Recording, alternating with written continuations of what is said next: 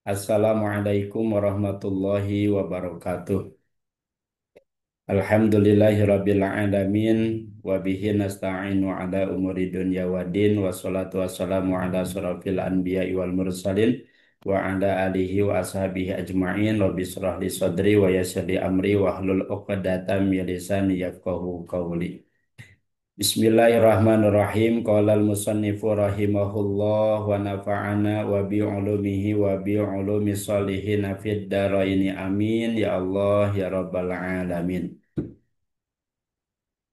Bismillahirrahmanirrahim. Paslun ini adalah satu pasal.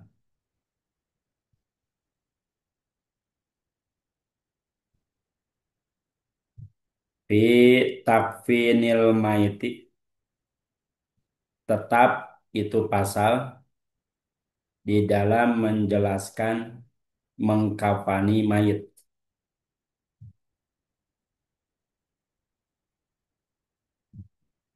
Tetap itu pasal di dalam menjelaskan mengkafani mayit. Aqallul kafani.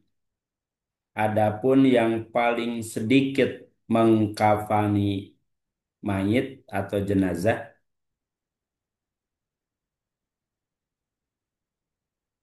saubun yaitu dengan menggunakan satu helai kain. Saubun yaitu dengan menggunakan satu helai kain, sehelai kain. Ya ummuhu yang menutupi seluruh badannya.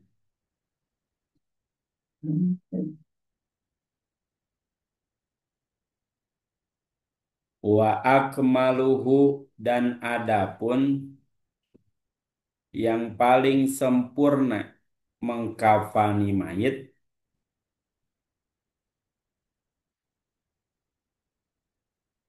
lirrajuli untuk laki-laki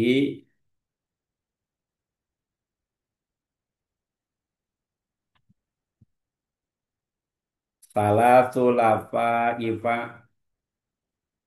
yaitu dengan tiga helai kain atau tiga lapis kain.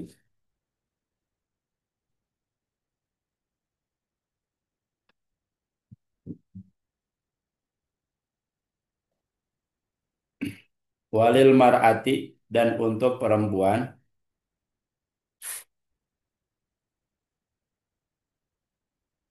komisun yaitu baju kurung atau gamis.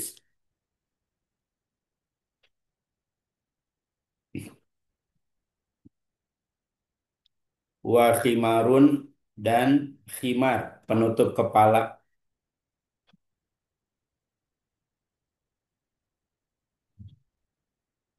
Wa izarun dan izar. Izar itu sarung.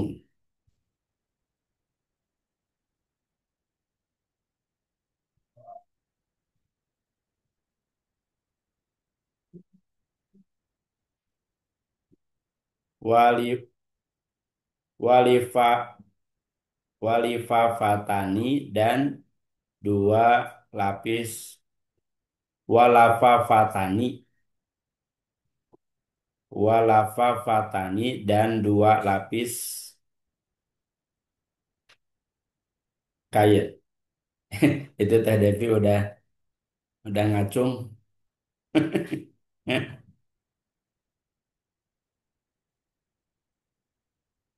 Baik Bapak Ibu, barangkali ada yang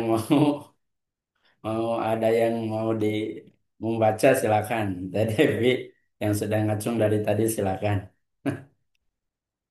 Silakan Teh. Bismillahirrahmanirrahim. Paslun, tetap itu pasal fi takfinil mayiti, tet- tetap itu pasal menjelaskan mengkafani mayit.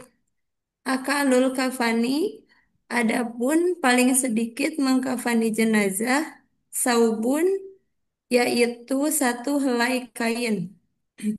Ya ummuhu, yang menutupi seluruh badan, wa akmaluhu, Dan adapun yang paling sempurna mengkapani mayit lirrojuli untuk laki-laki salasu lafaifa yaitu tiga helai kain.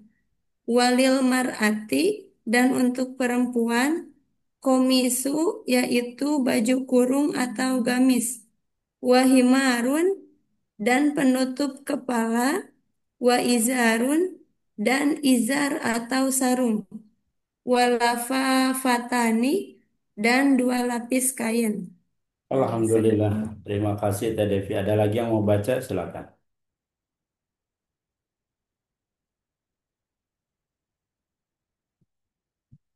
Teh Tiara mau baca? Siap, Ustaz. Bismillahirrahmanirrahim. Faslun. Ini adalah satu pasal. Takfinil maiti. Tetap itu pasal di dalam menjelaskan mengkafani mayit. Aqallul kafani. Adapun yang paling sedikit mengkafani mayit. Saubun. Yaitu dengan menggunakan satu helai kain. Ya ummuhu yang menutup seluruh badannya wa akmaluhu dan adapun yang paling sempurna lirojuli untuk laki-laki salah sulafa ifa yaitu dengan tiga helai kain walil mar'ati dan untuk perempuan komisun yaitu baju kurung atau gamis wa khimarun dan himar atau penutup kepala wa izarun dan izar atau sarung walafa fatani dan dua lapis kain. Alhamdulillah. Terima kasih. Jazakillahi khairan katsiran. Bapak Ibu sahabat-sahabat sekalian, ini adalah materi yang terakhir ya. Yang terakhir untuk bahan ujian nanti. Jadi materinya mulai dari sholat jamaah takdim, sholat jamaah sampai dengan mengkafani mayit. Begitu ya, Bapak Ibu teman-teman sekalian. Di dalam pasal ini, Syekh Salim bin Sumer, beliau menjelaskan kepada kita semuanya tentang mengkafani mayit. Bahwa menurut beliau, cara mengkafani mayit itu ada dua cara. Ada yang paling sedikit dan ada yang sempurna. Ini yang paling sedikit itu maksudnya dihukumi wajib ya. Yang wajibnya itu ketika membungkus atau mengkafani mayit taubun ya'umuhu, yaitu dengan menggunakan satu helai kain atau satu lapis kain yang ya'umuhu, yang menutupi seluruh badannya. Ini yang wajib ya. Jadi kalau misalkan ada orang yang meninggal dunia, ngambil yang wajibnya itu sebetulnya sudah cukup. Dan salah satu di antara tujuan mengkapani mayit itu adalah supaya tidak terlihat auratnya.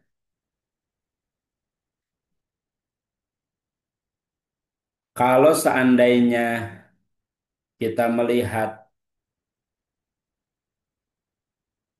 yang paling sempurna dalam mengkafaninya, maka Syekh Salim bin Sumer juga menjelaskan kepada kita semuanya, dan ini dihukumi sunnah ya Bapak Ibu sekalian, bukan wajib. Adapun untuk laki-laki salah lafaifa yaitu dengan tiga lapis atau tiga helai kain, yang mana masing-masing daripada satu helai kain itu semuanya bisa menutupi badannya si mayit. Jadi semua tiga lapis kain itu bisa menutupi seluruh badannya si mayit. Ini dihukumi sunnah. Adapun untuk perempuan itu ada 5 lapis kain. Mana saja yang termasuk ke dalam 5 lapis kain? Yang pertama adalah komisun. Komisun itu baju kurung atau gamis. Jadi kalau Bapak Ibu teman-teman pernah melihat bagaimana tata cara mengkafani mayit perempuan, itu biasanya dibuat si kain itu tengah-tengahnya dibolongin. Jadi mulai dari dada sampai dengan kakinya itu ditutupin. Itu namanya komisun, begitu ya. Atau bisa juga tidak dengan cara dilubangi tengah-tengahnya. Jadi di ini saja seperti halnya satu helai kain, cuman penutupnya dari mulai dada sampai kaki nanti dilipat juga seperti itu. Jadi mulai dari apa? Dari pinggirnya nanti dilipat sehingga menutupi dari mulai dada sampai dengan kakinya itu dimaksud dengan komisun. Bisa juga seperti itu. Jadi tidak usah dibolongin juga bisa seperti itu. Wa khimarun dan yang kedua adalah khimar. Khimar itu penutup kepala. Jadi yang nutupin kepala dibuat daripada kain tersebut. Kemudian wa izarun dan sarung. Nah, kalau sarung ini yang menutupi dari pusar sampai dengan lututnya. Walafafatani dan dua lapis kain. Jadi kalau misalkan dijumlahkan semuanya ada 5 lapis kain, gitu ya.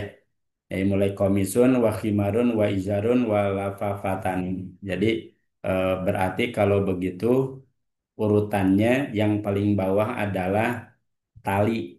Tali apa? Tali eh, yang akan mengikat kain kapan yang sudah menutupi badannya si mayit. Nah, adapun terkait kafan itu sebetulnya tidak ada jumlah batasan. Mau 3, mau 5, mau 7, itu mah dikembalikan kepada adat.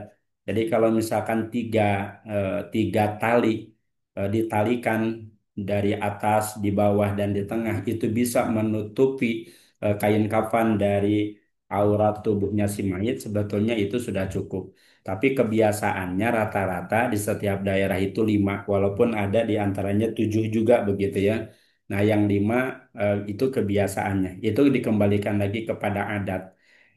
Jadi dikembalikan kepada kebiasaan di sana. Yang jelas bahwa tali itu diikat supaya ketika si mayit itu digotong di perjalanan, kain kafannya tidak terlepas begitu. Nah, sehingga ketika kemudian nanti masuk ke alam kubur itu sudah tidak ada kepentingan lagi. Makanya kenapa dibuka kain kafannya? Bahkan kan nanti sunnah si pipinya itu ditempelkan ke tanah. Kan begitu anjurannya. Gitu ya, Bapak Ibu sekalian. Selanjutnya, Bapak Ibu, yang perlu kemudian kita pahami bahwa kalau seandainya seseorang yang meninggal dunia punya hutang sampai kemudian menghabiskan harta kekayaannya, maka Bapak Ibu sekalian yang harus dilakukan untuk mengkafani si mayit itu hanya satu saja, ya. Jadi dia punya hutang yang menghabiskan seluruh hartanya dan yang menghutanginya masih keneh nuntut begitu, maka sebetulnya yang 2 lapis itu untuk laki-laki itu bukan lagi haknya si mayit, tapi sudah menjadi kepemilikannya adalah orang yang menghutangi. Makanya kalau misalkan memang semua hartanya habis begitu dan eh, dan masih tersisa hutang yang banyak, maka yang wajib saja yang dipenuhi. Kecuali kalau misalkan hutangnya dilunasi, nggak punya hutang lagi, maka disunahkan untuk menggunakan 3 lapis kain. Begitu Bapak Ibu sekalian, termasuk perempuan juga sama. Itu ya. Nah, kalau seandainya kita melihat tata cara yang disampaikan oleh siapa, oleh Syekh Salim bin Sumer, ini tidak dianjurkan dengan menggunakan kapas. Kan sebagian daerah ada ya yang masih menggunakan menutupinya itu adalah dengan kapas. Padahal sebagian ulama banyak menyampaikan sayang kalau seandainya kapas itu digunakan untuk menutupi seluruh badannya. Kecuali kapas itu digunakan untuk apa? Digunakan untuk kebutuhan tertentu seperti kalau misalkan sudah dimandikan, dimasukkan ke kain kapan, tapi kain kapannya tuh masih si kotorannya tuh masih terus keluar. Nah, si kapas itu berfungsi untuk apa? Kapas itu berfungsi untuk disimpan di area yang biasa keluar kotorannya. Sebetulnya itu kebutuhannya tidak harus kemudian seluruh badannya ditutupi kapas. Kan sudah jelas tadi anjurannya adalah kalau laki-laki dengan di tiga helai kain, begitu ya, tidak dengan kapasnya. Termasuk juga kalau kebutuhannya adalah seperti orang yang meninggal karena pembuluh darahnya pecah misalkan. Nah, kalau pembuluh darahnya pecah itu biasanya suka terus keluar darah dari kupingnya, darah keluar dari hidungnya misalkan. Nah, maka disunahkan untuk dicocokin begitu ya. Termasuk kenapa dicocokin tuh ya supaya tidak mengundang binatang-binatang melata yang kecil gitu ya. Biasanya jenazah manusia itu cepat membusuk. Nah, sehingga mengundang hewan binatang-binatang melata. Makanya kenapa disunahkan ketika memandikan itu terakhir dengan air yang dicampur kapur barus kan begitu biasanya. Itu ya Bapak Ibu sekalian. Jadi terkait kapas itu sebetulnya tidak dianjurkan, apalagi tidak diwajibkan begitu ya. Tapi kalau misalkan memang dibutuhkan karena ada beberapa kepentingan tertentu, maka tidak jadi masalah. Seperti tadi disimpan kapas itu di area yang biasa tempat keluar kotoran, mangga silahkan. Terus kemudian kalau kita melihat ini juga tidak ada pampers. Biasanya eh, sering dibuat si kain kapan itu seolah-olah seperti pampers begitu ya. Jadi kalau misalkan melihat anjuran yang disampaikan oleh Syekh Salim bin Sumer sih sebetulnya ya dengan ini saja sudah cukup begitu, tidak usah dibuat pampersnya begitu ya. Non seperti CD kan begitu ya dibuat tidak usah begitu. Jadi kalau misalkan memang ngambil kepada perkara yang paling sedikit atau yang wajibnya hanya menutupi satu helai kapin menutupi seluruh badan si mayit yang paling sempurnanya ya ini komisun wa fimarun wa izarun walafafatani. Kemudian timbul pertanyaan Ustadz kalau misalkan kain kafannya tidak putih apakah boleh? Nah, dalam hal ini Imam Qurtubi memang wayusannu menyunahkan ya disunahkan kain kafan itu ya berwarna putih. Tapi kalau misalkan memang tidak ada yang berwarna putih, yang ada tersisa misalkan warna yang lain maka tidak jadi masalah gitu ya kalau misalkan ada satu dan lain hal sehingga memang tidak bisa menggunakan kain putih karena tidak ada sudah dicari ya mangga dengan menggunakan kain kapan yang berwarna selain daripada warna putih. Tapi kalau sengaja saya mah ingin pakai warna berem weh gitu ya ada pendukung PDI misalkan gitu maka sekalipun boleh tapi makruh hukumnya Bapak Ibu sekalian gitu ya makruh hukumna hawatos engke di mana di alam kubur teh nah ieu mah cenah beureum ceuk malaikat teh jigana teh pendukung PDI meureunnan gitu Allah malam bisawab gitu ya Bapak Ibu sekalian. Nah, adapun yang saya sempat bahas bisa langsung dimasukkan ke kantong mayat begitu ya. Kantong mayat itu sebetulnya kalau memang ada kondisi darurat. Seperti misalkan si mayatnya itu oh udah membusuk begitu ya. Yang rada-rada tidak memungkinkan lagi kalau misalkan harus menggunakan kain kapan misalkan. Ya tidak jadi masalah, yang penting menutupi auratnya. Tapi yang jelas kantong jenazah itu ya tidak bisa menggantikan kain kapan yang menutupi seluruh badannya si mayit. Kecuali kalau misalkan ada hal-hal yang urgen saja, seperti juga ketika usum COVID dibungkus kunaon ku plastik begitu ya Bapak Ibu sekalian. Karena memang ada satu dan lain hal yang dibutuhkan supaya tidak menyebarkan penyakit misalkan ya tidak jadi masalah. Nah, terkait mengkafani mayit, Bapak Ibu sekalian, sahabat-sahabat seperti itu penjelasannya. Mudah-mudahan bisa difahami. Mungkin itu saja ya untuk penjelasan terkait mengkafani mayit. Mudah-mudahan ada manfaatnya. Kurang lebihnya mohon maaf. Mangga Teh Rita. Bismillah Ustaz, mau bertanya ini ada amanah ya sebenarnya pas waktu dulu di keluarga. Teh, kayaknya ada suara yang mendengung, ngung, ngung, ngung, ngung gitu. Halo, udah, Ya, dah, udah Ustaz? dah jelas. Siap. Ini Ustaz dulu ya waktu Ua meninggal dunia, beliau beramanah kalau salah satu kain kafannya itu adalah mukenanya, Hmm. begitu. Mukenanya yang berwarna putih, akhirnya kan dipakaikan gitu. Karena kan dulu nggak ngerti ya masalah yang seperti ini. Apakah kain kafan itu memang harus yang tidak dijahit atau memang yang seperti ini juga boleh gitu. Dan juga pernah ada amanah kalau meninggal dunia pengen dikafaninya dengan kain kain ihramnya, Hmm. kain ihram hajinya gitu, dipakaikan untuk menjadi kain kafan Ya, seperti itu. ya, Apakah boleh atau tidak gitu ya? Karena memang dipraktekkan begitu. ya. Terima kasih. Assalamualaikum. Baik deh. Sebetulnya dalam hal ini memang para ulama berbeda pendapat begitu ya terkait membungkus kain kafan dengan pakaian yang dijahit gitu ya. Sebetulnya boleh-boleh saja kalau misalkan memang ada kebutuhan seperti misalkan supaya tidak mudah lepas begitu ya. Misalkan ini mah karena memang tidak ada tali yang mengikat sehingga kemudian dijahit. Sekalipun misalkan memang tidak ada kebutuhan yang boleh-boleh saja, walaupun menurut ulama madhab Syafi'iyah hukumnya makruh begitu. Tapi beda dengan pendapat-pendapat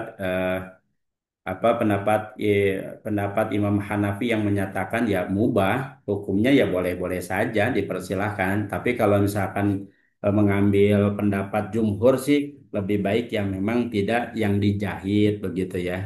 Nah, seperti kalau misalkan kain ihram tadi, terus bagaimana kalau misalkan si mayitnya berwasiat untuk kemudian membungkus dengan menggunakan kain ihram, hukumnya seperti apa?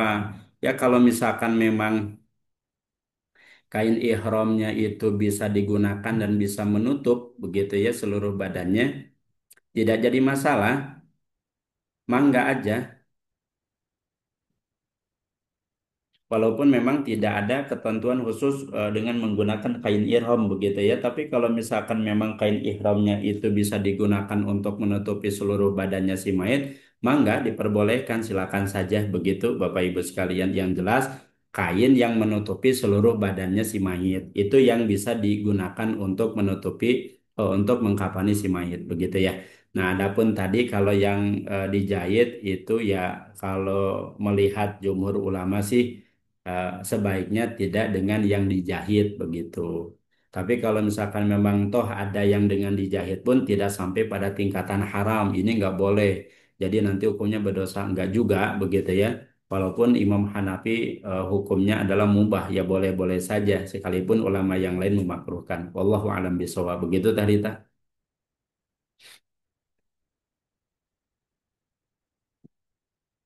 Halo Terita. Ya Ustaz, jazakallahu khair. Ya Teh. Mangga yang lain Teh Safira. Ya, Bismillahirrahmanirrahim. Assalamualaikum Ustadz. Izin bertanya. Waalaikumsalam warahmatullahi wabarakatuh. Mangga Teh. Ini terkait dengan rasa penasaran aja mungkin ya Ustadz. Mangga. Ingin tahu terkait dengan hukum autopsi jenazah itu seperti apa kalau dalam Islam. Lalu Otopsi. ya autopsi jenazah yang misalnya jenazahnya itu memang ditemukan meninggal tidak wajar, terus orang keluarganya atau mungkin saudaranya itu ingin mengetahui nih jenazahnya ini meninggal karena apa sehingga dilakukan otopsi oleh dokter misalnya atau oleh Hmm. forensik. Lalu kan setelah otopsi itu ada juga jahitan mungkin di bagian organ dalamnya. Nah, itu Ya, juga bagaimana kalau dalam Islam. Terima kasih Ustaz. baik. Assalamualaikum. Ini pertanyaannya seperti yang kemarin Ustadz Jul ya, yang pernah ditanyakan oleh Ustadz Jul dan belum dijawab, yang seperti eh, badannya jenazah yang digunakan untuk penelitian secara ilmiah dokter kalau tidak salah ya. Nah, Bapak Ibu, teman-teman sekalian, termasuk Teh Safira, kalau misalkan memang ada satu dan lain hal yang memang dibutuhkan ya untuk kasus otopsi ini, apakah memang kan ini untuk menyelidiki ini kematiannya karena gara-gara apa gitu ya. Kalau ternyata keluarganya, ahli warisnya mengizinkan mengizinkan untuk mengungkap kebenaran, maka dalam Islam hal ini tetap diperbolehkan gitu ya. tetap diperbolehkan. Kecuali kalau misalkan memang ahli warisnya tidak mengizinkan, dah saya mah mengikhlaskan saja apapun yang terjadi, dan ini mah udah meninggal, maka ya tidak usah, tidak diperlukan untuk otopsi begitu. Tapi kalau misalkan memang diperlukan untuk mengungkap kejahatan ini, pembunuhannya karena apa, siapa di balik dalam pembunuhan ini, maka dalam Islam tetap masih kena diperbolehkan. Begitu Teh Safira. Termasuk juga yang tadi, kalau misalkan Teh Safira misalkan nanti meninggal dunia, saya insya Allah akan eh, mengikhlaskan kalau nanti jasad saya dijadikan sebagai penelitian ilmiah, sehingga kan memunculkan berbagai macam keilmuan begitu ya. Mangga nanti Teh Safira udah bilang ke keluarga, keluarga juga mengikhlaskan, maka dalam hal ini Islam juga membolehkan. Apalagi punten ya, jangankan kehidupannya, kematiannya pun Masya Allah dijadikan sebagai jalan kebermanfaatan untuk orang banyak, begitu ya, sehingga mampu menyelamatkan, memunculkan berbagai macam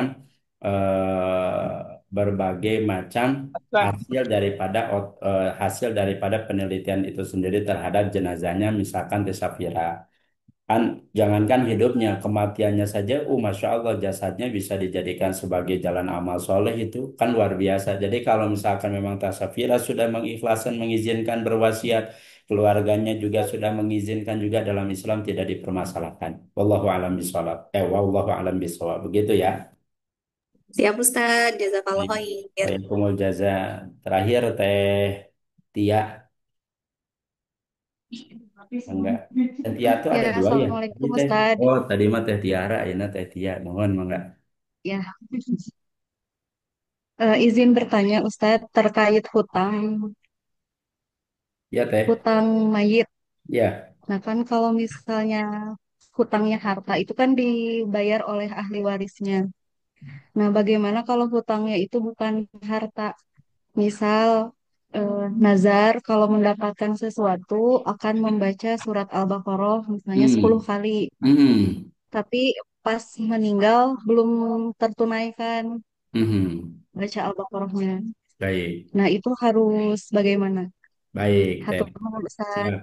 Betul Teh, nanti kalau misalkan memang ada seseorang yang meninggal dunia ya, maka kewajibannya adalah sebelum membagikan harta warisan, harta yang ditinggalkan, maka bayarkan terlebih dahulu hutang-hutangnya. Seperti kalau dia punya utang piutang, ya kemudian harus dibayarkan terlebih dahulu. Terus kalau misalkan dia sudah punya janji dan lain sebagainya, atau misalkan dia berwasiat 1/3-nya akan disedekahkan, maka dia dikeluarkan dulu. Termasuk juga dalam hal ini adalah nazar. Ternyata dia sudah bernadar.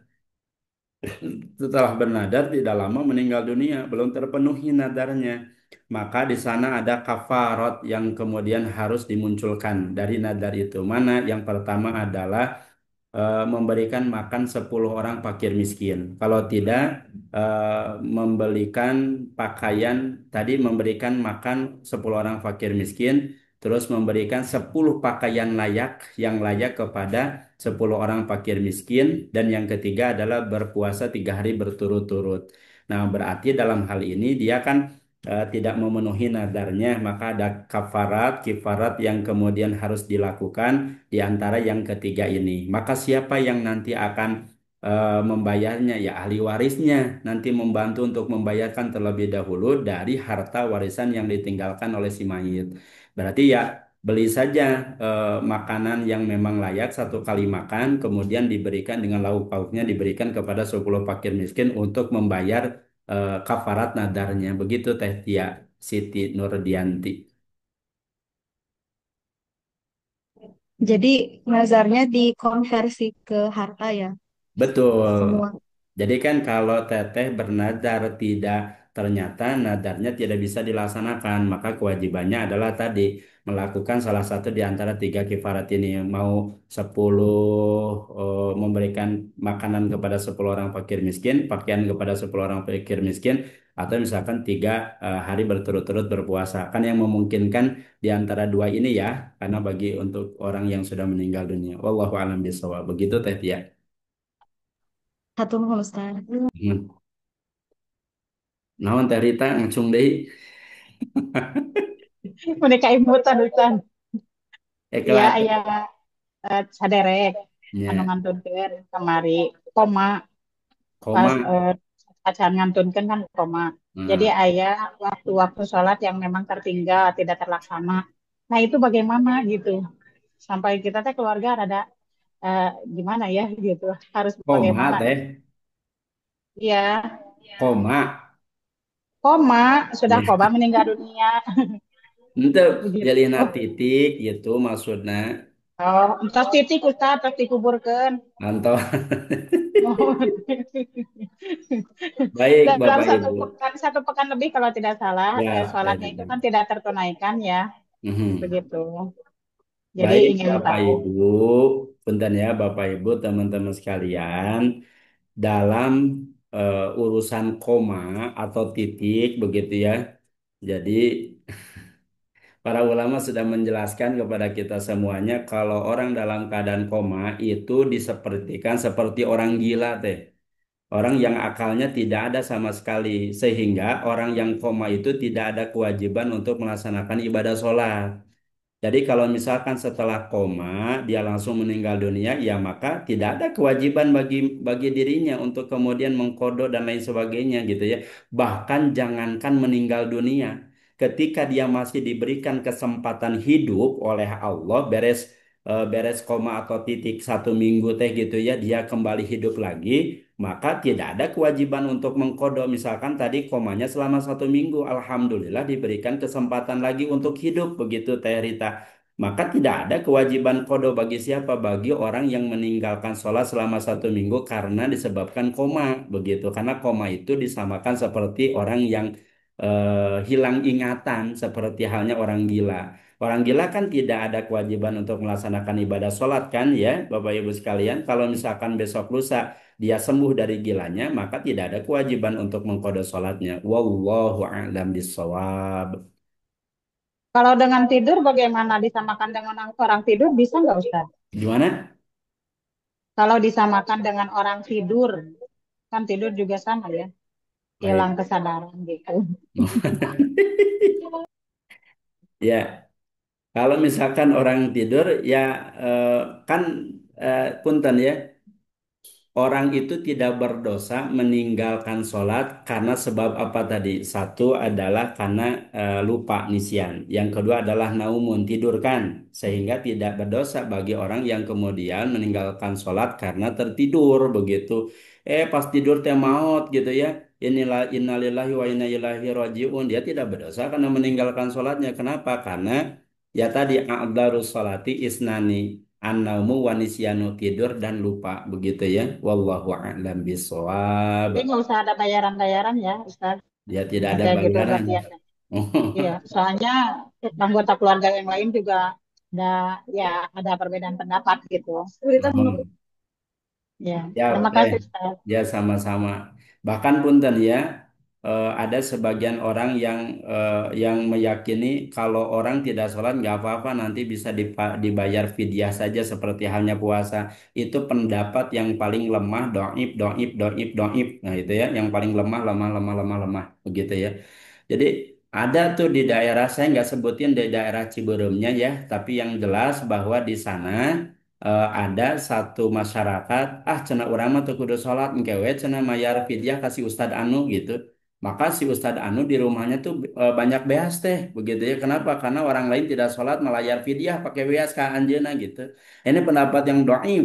Walaupun ada sebagian ulama yang berpendapat tapi sangat kecil sekali gitu ya yang berpendapat demikian. Disebutnya lagi dhaif, dhaif, dhaif gitu kan. Lemah, lemah, lemah, lemah sangat lemah begitu. Dhaif jidan begitu. Wallahu alam bisawab begitu Teh Rita. Mangga Teh Anisa, Teh Anisa teh SD Darut Tauhid yang di Batam, Iya, Bandung. Ustaz. Batam Ustaz. Dia Eko Pesantren. Batam Ustaz. Oh Batam. Mohon mangga Teh. Izin bertanya Ustaz, eh, kalau untuk perihal tentang wudhu kan Ustaz, dalam Wudu. iya eh, dalam mazhab Imam Syafi'i itu kan kalau suami istri aja kalau bersentuhan itu kan masih batal ya Ustaz ya. Nah, kalau ketika sudah jadi jenazah, bagaimana Ustaz? Baik. Apakah nanti jenazahnya, misalnya istrinya sudah selesai dimandikan dan sudah diwudukan, apakah suaminya sudah tidak bisa lagi menyentuh terakhir kalinya Ya. atau gimana Ustaz? Teteh udah nikah belum? Sudah. Baik, kalau teteh nikah, kalau teteh nikah, kalau teh, kalau teteh meninggal atau suami meninggal lebih dulu, begitu ya. Nah, nanti teteh megang suami atau suami nanti megang jenazahnya teteh, begitu ya. Nah, kalau misalkan teteh yang meninggal kemudian dipegang oleh suami, maka sebagaimana yang ditetapkan oleh para ulama, jenazah yang sudah diwudukan itu maka tidak akan batal sekalipun dipegang oleh orang yang bukan mahramnya. Jadi yang batal itu siapa? Orang yang hidupnya teh. Orang yang meninggal tidak batal gitu ya. Jadi tidak usah harus diwudukan lagi. Kalau teteh meninggal, suaminya punya wudhu, kemudian nyentuh teteh, nah suaminya yang batal gitu. Atau misalkan orang yang selain mahramnya dia nyentuh misalkan ya, ini misalkan, maka orang yang nyentuh itu yang batal. Tapi kalau tetehnya ya tidak batal begitu. Kalau yang meninggalnya. Jadi kalau orang yang meninggal harus disentuh batal, aduh, awatos karunya ka mayitna gitunya wudu deh gitu. Terus terus diibakan gitu kalakah jadi timbul insiden. Wah, mana mah kalah dicarawakan tadi geus diwudukeun cenah ayeuna kudu wudu deui. Waduh, repot begitu ya. Maka dalam ketentuan para ulama wabil khusus di mazhab Syafi'iyah itu orang yang meninggal dunia yang sudah diwudukan sekalipun disentuh oleh yang bukan mahramnya seperti tadi suami ya Teh Nisa, maka itu tidak membatalkan. Yang batal itu orang yang hidupnya. Wallahu a'lam bishawab. Begitu Teh Nisa. Baik Bapak Ibu sekalian, saya kira cukup Teh Anissa dari SD Batam. Bapak Ibu, sebelum ditutup ya, ini ada informasi terlebih dahulu. Baik, sebentar.